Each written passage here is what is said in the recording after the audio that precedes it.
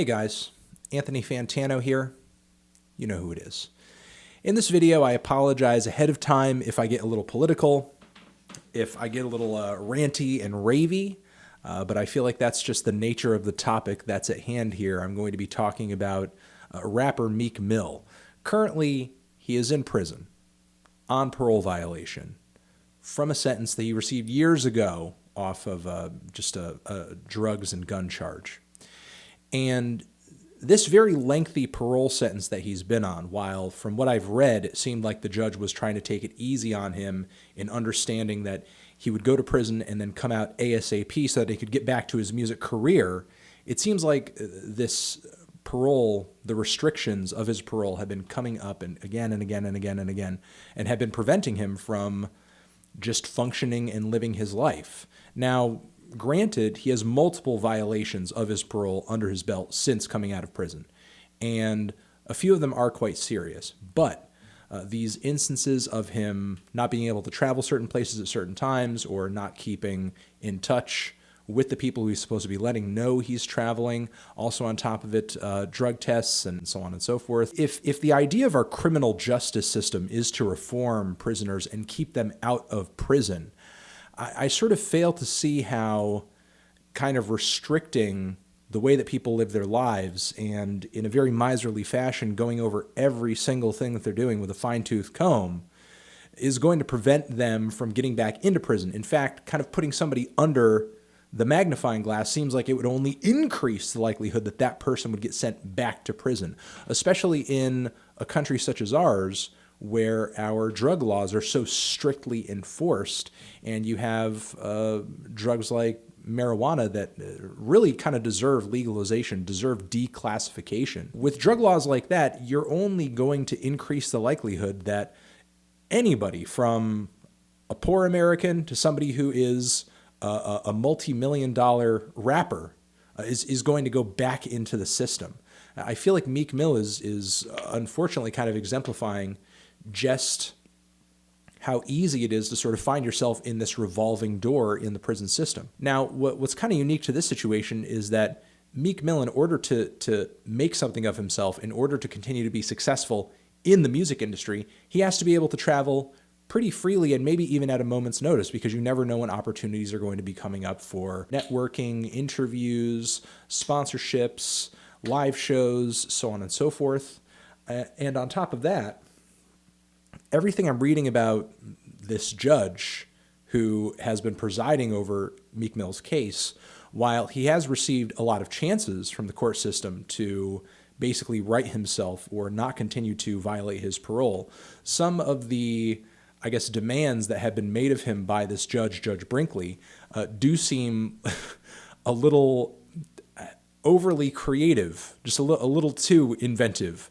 Like saying that he has to do a cover of a Boyz II Men song, or she would like if he did a cover of a Boyz II Men song and shouted her out in the song, like that would help him win favor with her. Also, from what I understand through some reporting by Pitchfork, that she asked to have sort of an off-the-record conversation with him and his then-girlfriend, Nicki Minaj, where I guess they would talk about either private matters or business matters, because it's also been reported that she had asked him, or sort of suggested, that he leave his current label and then sign with somebody in Philly who she knows personally to sort of become an artist under that person and their label, if they even have a label. I'm not really sure what the music business background of this individual is. I haven't read anything on that, but it seems like a pretty preposterous suggestion.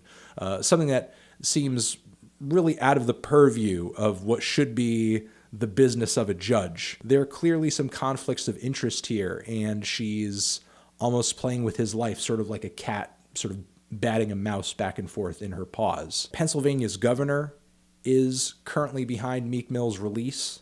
Other people, obviously his fans, and numerous officials and individuals have stood up and sort of claimed that Meek Mill is kind of getting an unfair shake here.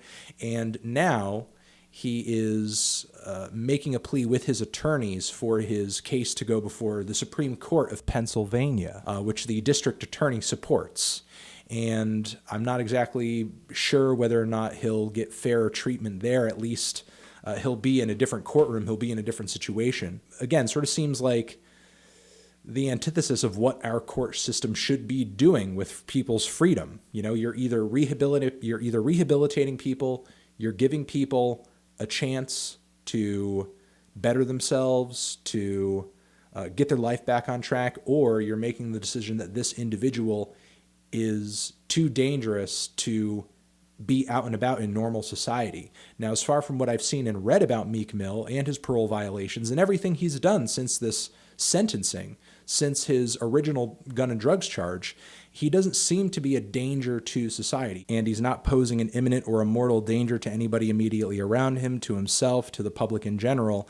If he's not doing that, then what is the point of our criminal justice system sort of pulling him in, throwing him out, pulling him in, throwing him out, pulling him in, throwing him out? How does society benefit from the court system essentially putting on hold the only thing that's truly going to keep Meek Mill's life on track, and that's his rap career? Because at the end of the day, people who are caught up in the system, people who are coming out of the system, they don't need the hand of the government just kind of overseeing with a microscope every single little thing that they do. They need opportunity. They need economic upward mobility. I'm not coming on here and saying that Meek Mill is like a perfect angel and he's never done anything wrong or anything to hurt anybody. And I'm the last person to advocate for anything even close to like a lawless society. But with that being said, you have to look at the way our system is functioning, the example that Meek Mill's experience is setting here, and the statistics coming out of it to see that something is not quite right here. Our incarceration rates, the amount of money we spend on prisons, private prisons in this country, the way that people are constantly just locked in this cycle of crime, poverty, prison, crime, poverty, prison, crime, poverty, prison, and it just goes around in a circle over and over and over.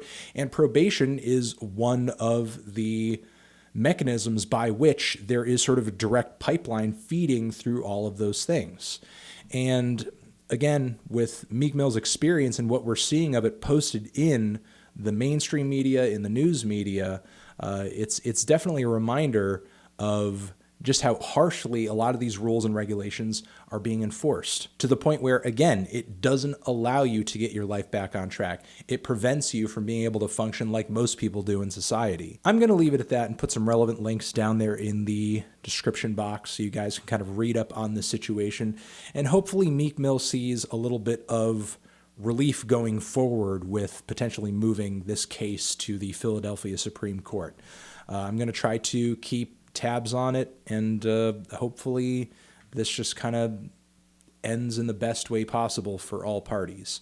It does seem like, again, the momentum and the support for Meek Mill has continued to grow, and again, it's really just kind of upsetting and ridiculous that this guy's freedom is just hanging in the balance, and to the benefit of who? For the purpose of what?